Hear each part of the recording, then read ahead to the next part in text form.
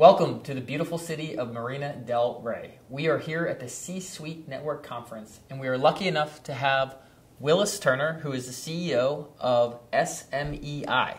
Willis, welcome. Thanks for joining us. Thank you. First and foremost, can you tell us a little about your organization? So, SMEI stands for Sales and Marketing Executives International. We're probably better known as SMEI.org.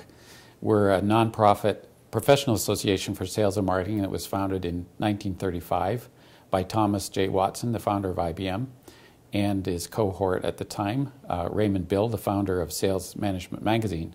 And they called together all of the sales clubs, sales management clubs from around the U.S. To the Waldorf Astoria Hotel in New York on October 17th, 1935.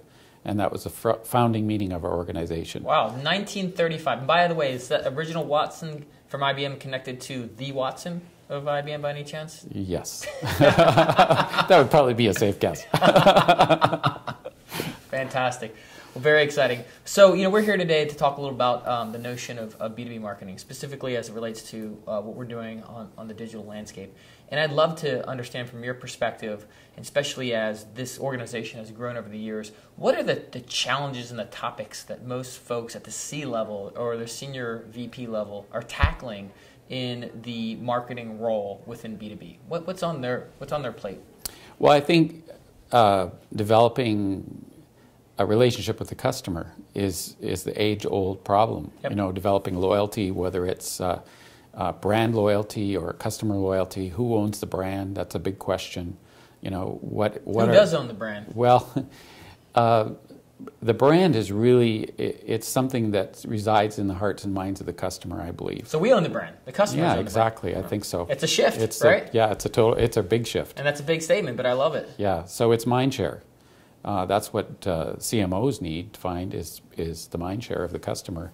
And there's a lot of things that are happening in branding today, and you see it here even at the C-Suite conference, is gamification, giving badges and rewards for engagement online, and that can be kind of a false sense of security for some companies. So let's pick one. Let's pick the industry of airlines, airline industries for travel. That can be B2B as well, because the airlines have to get business travelers on board and they want corporate clients.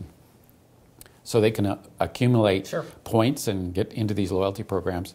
But sometimes that loyalty that we have as customers can be misconstrued as loyalty just because we have a lot of points and we accumulate those. Sometimes we do it out of the kind of the challenge to change suppliers.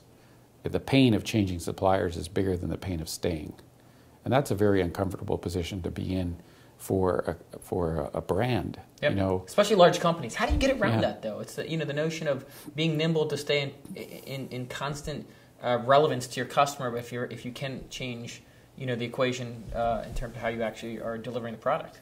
Well, it's really tough, and you can talk about the buyer's path today. It's really changed in terms of how they approach buying. Yep. And so I think a lot of companies are out of sync with that because they're going with, older methods of developing, going through lead gen and going through the whole process of looking for customers and responding to RFPs by the time it's really too late.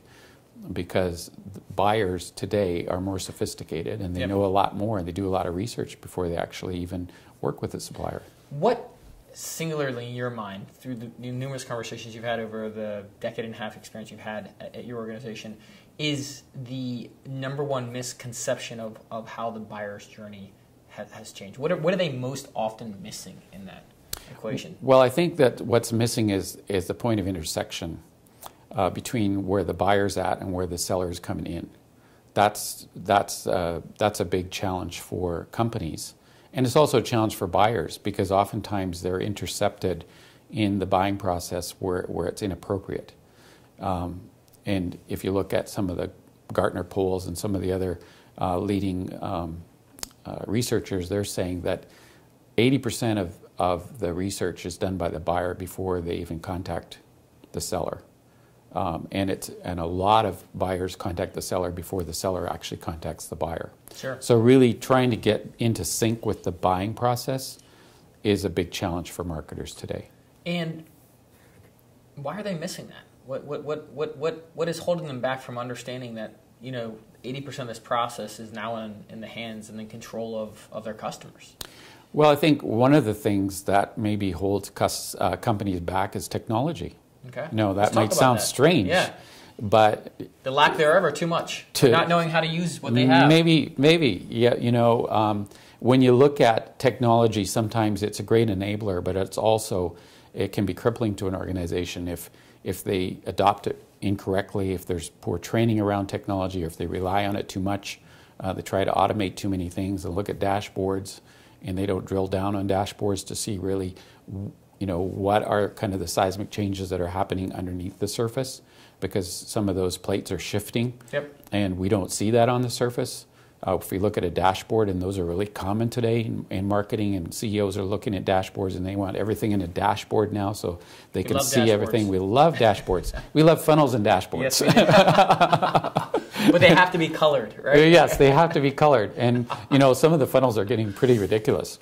And dashboards too, but really as a CEO, you need to be able to drill down on those dashboards and see where the plates are shifting. Yep. And so you can predict some of the changes that are going to happen that are going to actually ripple up to the surface. Okay, one of my favorite subjects. I love this. Let's dive deeper into this notion of data, because I think that's what you are really driving towards in terms of the dashboards, because everything that is surfaced in a dashboard is nothing but a couple of data points pulled together, right, to summarize that information. So what should we know? Like, how much granularity should we know of our B2B buyers? What is reasonable and what is reasonable? Well, I think we need to have some granularity, but I think it needs to be synced with the priorities of the company. So company strategy really needs to dictate how you drill down and where you drill down. So in our company strategy, we need to have an overall company strategy that affects all the functional departments. And then the functional departments like marketing and finance and HR, manufacturing, research, they need to all pull in and develop their strategy based on the overarching company strategy. So I think sometimes what we see happening is functional departments will do their strategy, but they'll do it in a silo, and they won't be connected with the overall company strategy. So the priorities of the company kind of go by the wayside. And some functional departments, what they'll do is they'll react to social media, and they'll gauge their reactions will be based on things that are happening that they can see, that are happening, maybe reactions by public or their customers, maybe negative feedback. Maybe they'll look at some customer satisfaction scores, but they're all over the place. Yep. And they're really not focused on strategy. So we really need to go back to the strategy and say, what is important?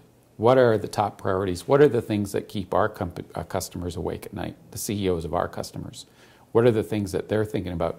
And what is, maybe that's an old saying, what keeps them awake at night, but I'd like to know what's on the mind of the CEO when he wakes up in the morning. So from within these individual business units or departments within a larger organization, correct? So let me suggest this. I think one of the largest challenges we've seen in many instances, I think you just articulated, Willis, is the alignment. How do you connect what you're doing to make sure you're all rowing in the same direction to support the global goals of the organization? But on the flip side, and maybe the counter argument, and I like to debate a little bit if that's fair. I come from the East Coast where there's politics hails widely. Is the nimbleness to operate in real time, to fail fast and be relevant to your customers. And I don't care what industry you're in, how old it is, how large or small your company. I think that notion upon itself is what will give these companies a much larger opportunity for success. Do you agree with that? I do agree. I think that a risk-averse company is going to be mediocre. Yeah. They're in trouble, I think. Yeah, yep. Yeah, they are in trouble, and it's a pretty boring place to be. I know. Yeah, and you're not warning to you all. You're not going to attract or keep the right kind of people, and the company culture is going to become very stagnant. Yep. So that's all part of strategy as well. Yep. So there is a flip side, and you can have people who are too great a risk taker. So as Jeffrey Hazlett says, sometimes his job is to create tension, push people to the edge. But you got a safety net there. So in case they go over the edge, you kind of have a contingency plan. But it's those companies that are willing to take risks and try new things and kind of be in your face a little bit.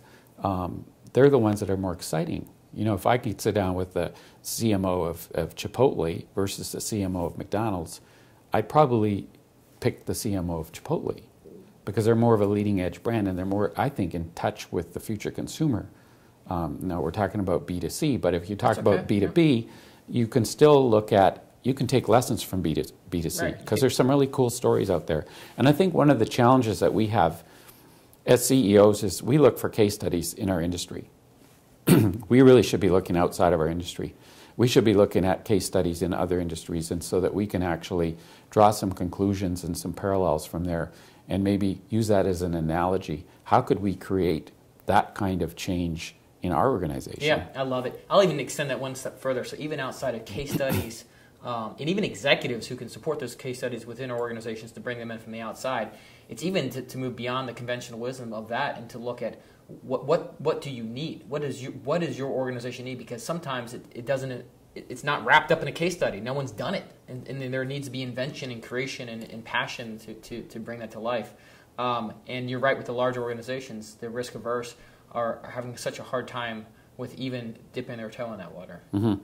Yeah, and if you look at Richard Branson's a really good example of a risk taker, and he's had some great successes. He's had catastrophic failure, but it doesn't slow him down. Mark Benioff, same way. Exactly. Right? Those guys still aren't making money, but they're still, they still have a strong stock price, right? Yes. They're still making large acquisitions and they're doing their thing, but they're one of the greatest innovators from a marketing technology standpoint, of my time. Yeah, and they're companies that have corporate social responsibility values, and I think that is a big key to the future.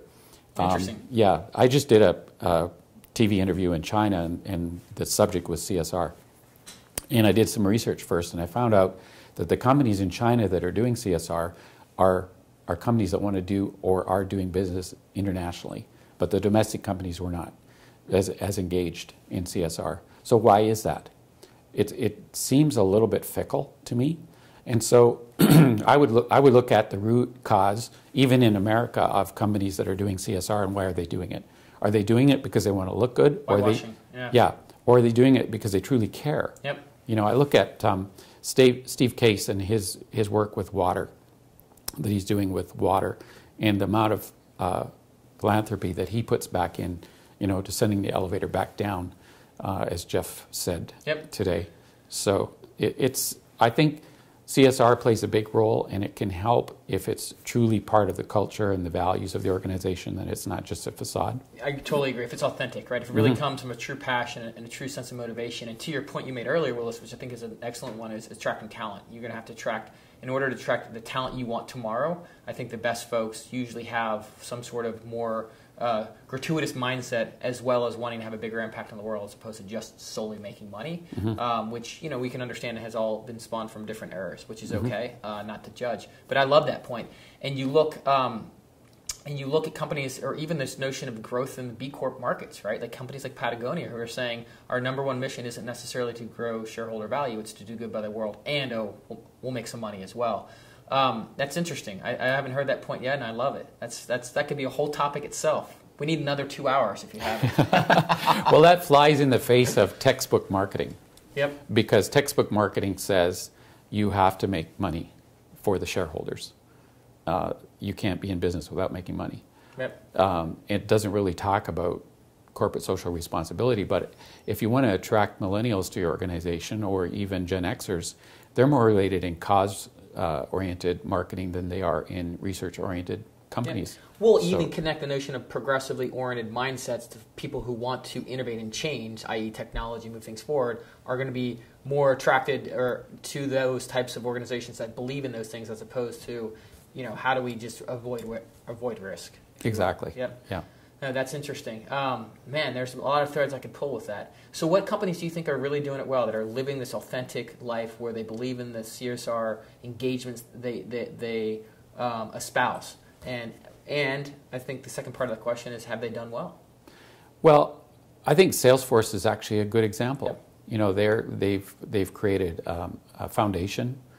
They do a lot of work with organizations to help put money back into organizations that have good causes. And how can you fault a guy who brings his dog to the office? I love it. It's hard to top.